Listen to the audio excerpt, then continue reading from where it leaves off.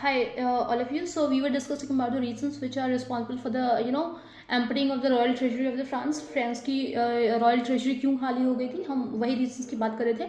Okay, right now we are just going to talk about another linked topic of it, right? कि basically France revolution French revolution start क्यों हुआ France में.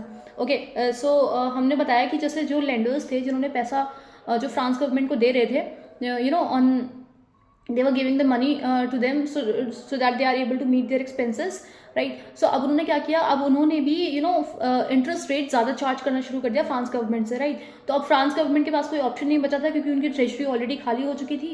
And now they got only one idea of collecting the money. That was they just started various taxes. तो उन्होंने लोगों से अलग अलग टाइप के टैक्सेस कलेक्ट करना शुरू किया जिसकी वजह से वो अपने डे टू डे एक्सपेंसेस को मीट आउट कर सकते थे. बिकॉज उनको अपना कोर्ट भी चलाना है, उनको वहाँ की जो यूनिवर्सिटीज़ थी, वहाँ के जो कॉलेजेस थे, उनको भी मेंटेन करना है, गवर्नमेंट ऑफिस को भी मेंटेन करना है, आर्मी को मेंटेन करना है, राइट? सो इन सब चीज़ों को मेंटेन करने के लिए they have basically started various taxes which were charge from the people of the France, right? So अभी क्या होता है कि 18th सेंचुरी में क्या हुआ कि फ्रांस ने फ्रांस गवर्नमेंट ने फ्रेंच सोसाइटी को तीन क्लासेस में डिवाइड कर दिया, 3 एस्टेट्स में डिवाइड कर दिया. Estates is a term, right, which was basically used for the 3 classes, for 3 different classes, right?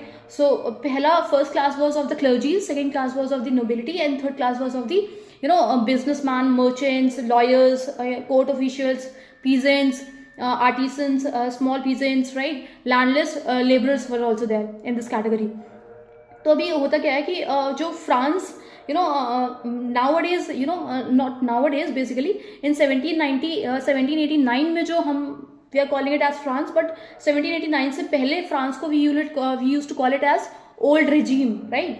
तो now we are going to discuss about all these 3 different estates and the types of taxes they have to pay to the France government. कौन कौन से types के taxes थे जो उनको France government को पे करने पड़ रहे थे. ओके, अब now talking about the peasant class. France की जितनी भी पॉपुलेशन थी उसमें से 90% पॉपुलेशन किसकी थी? फार्मर्स की थी, राइट? बेसिकली पीजेंट्स की पॉपुलेशन थी. उसमें से बहुत ही they were very less farmers which were owning the land that they were cultivating. जिस लैंड को वो कल्टिवेट करे थे उस लैंड के ओनर्स बहुत ही कम फार्मर्स थे. नाउ व्हाट हैपेंड, 60% लैंड जो थी वो किसके पास थी? चर्च के पास थी, नोबल्स के पास थी, क्लर्जीज के पास थी, right? And other rich members of the estate. अभी क्या हुआ कि जो फर्स्ट 2 एस्टेट्स थे, क्लर्जीज एंड नोबिलिटीज, इनको क्या था कि इनको सर्टेन प्रिविलेजेस मिली हुई थी, right? So they were enjoying special status in the France society. तो